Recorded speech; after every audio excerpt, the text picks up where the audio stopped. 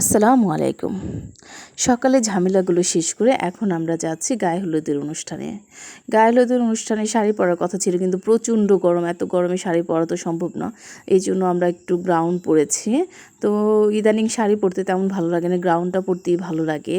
যেমন খুব সিম্পলভাবে তাড়াতাড়ি করে পরে ফেললাম, চলে যাচ্ছি। আর অনেক দিন যাবত যেহেতু একা একা সাজুগুজু ওইভাবে করা হয় না, তো সাজুগুজুও ভুলে গেছি, যতটুকু পারছি ততটুকু নিজে নিজে করে ফেলছি। এই তো আমরা যাচ্ছি এখন ছেলের বাড়ি থেকে মেয়ের বাড়ি। আমাদের অনুষ্ঠানটা হচ্ছে, আমাদের যেখান থেকে ইনভাইট করছে ওটা হচ্ছে ছেলের বাড়ি, আর এখন আমরা ছেলের বাড়ি থেকে মেয়ের বাড়ি যাচ্ছি। তো মেয়ের বাড়ির দূরত্ব মোটামুটি ভালোই ছেলের বাড়ি থেকে, আর সবাই চলে গেছে অটোতে, আমরা আবার যাচ্ছি এখানে রিকশায়। তো আমার কাছে রিক্সার জার্নিটা খুব ভালো লাগে। এই দেখেন একটা ঝুঁকিপূর্ণ ব্রিজ, এই ব্রিজটা মানে যখন উঠছে সেই ব্রিজের উপরে একদম জ্যাম লেগে গেছে, মনে হয় কি অনেকগুলা গাড়ি একসাথে। দেখেন এই একে তো ঝুঁকিপূর্ণ ব্রিজ, তারপরে ব্রিজের উপরে সেই মানে জ্যামটা হইলো। এখানে কিন্তু প্রচণ্ড ভয় লাগে, তাই না? ছোটোবেলায় যখন ঢাকায় গেছি আমাদের দোহার থেকে, তখন তো অনেক টানা ব্রিজ ছিল, মানে ওই যে স্টিলের যে ব্রিজগুলো, তো মানে ভয় লাগতো যখন ব্রিজের উপর উঠতো বাস, মনে হতো কি এই বুঝি পড়ে গেল। তো সেই রকম ফিলিংস হলো অনেক দিন পরে আজকে এখানে আসা। মানে আমি এই এলাকায় আসছি আরও 10 বছর আগে, 10 আরও বেশি হবে, 10-12 বছর এমন হবে। তো এরপরে এইতেও আজকে আসলাম। তখন আসছিলাম একটা বিয়ের অনুষ্ঠানে, তখন ছিল এই ভাবির ভাইয়ের বিয়ে, আর আজকে ভাবির ভাইয়ের শালার বিয়ে। দেখেন কি ভাগ্য, তাই না? দুইটা বিয়েই খাওয়া হলো একই বাড়িতে। এই তো আমরা চলে যাচ্ছি।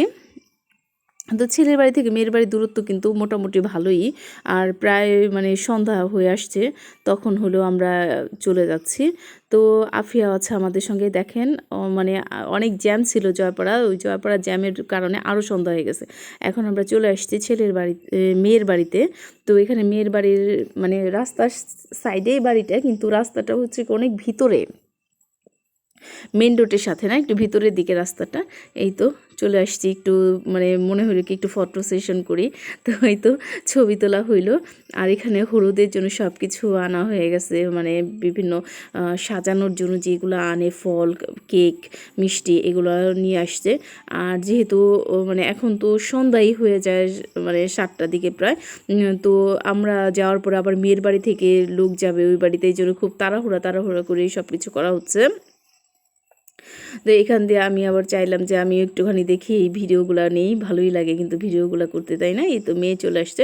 তো আমি আবার মেয়ের ফেসটা দেখানোর মানে মনে হলো দেখানো ঠিক হবে না, এই জন্য ফেসটা দেখাইলাম না। এই তো মেয়ে আসছে, মেয়ে আসার পরে মেয়েকে আবার ক্যামেরাম্যান শিখাই দিচ্ছে যে কিভাবে ওকে পোজ দিতে হবে, ও দিচ্ছে।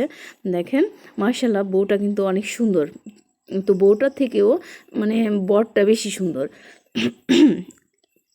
তো এই তো ওদের ফটো সেশন হচ্ছে।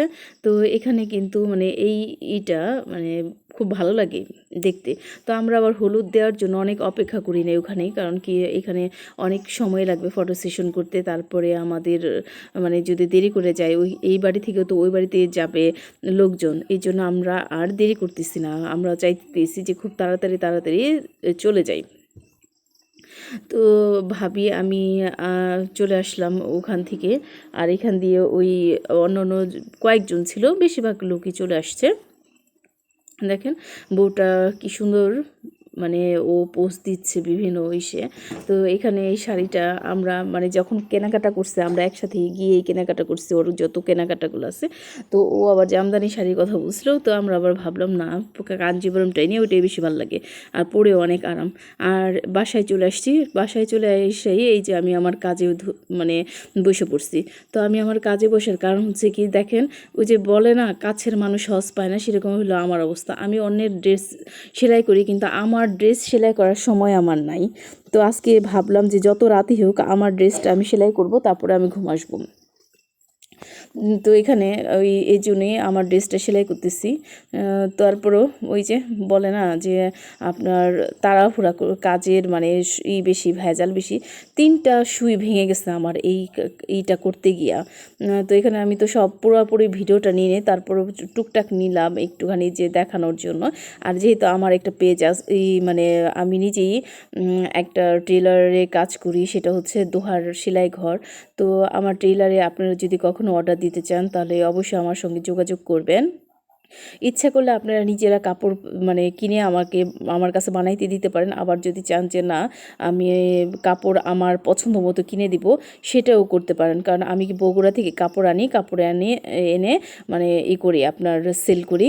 তো যদি কখনো মনে করেন যে কোনো পার্টি ড্রেস বানাবেন, তাহলে আমার সঙ্গে যোগাযোগ করবেন, আমি এনে বানিয়ে দেবো। তো এই তো রাত প্রায় 3টা বাজে, এখন আর মানে ওয়েট করতে ইচ্ছা করছে না, কাজটা শেষ করে তাড়াতাড়ি ঘুমায় পড়বো। তো ভালো থাকবেন, সুস্থ থাকবেন, আমাদের জন্য দোয়া করবেন। আল্লাহ হাফেজ।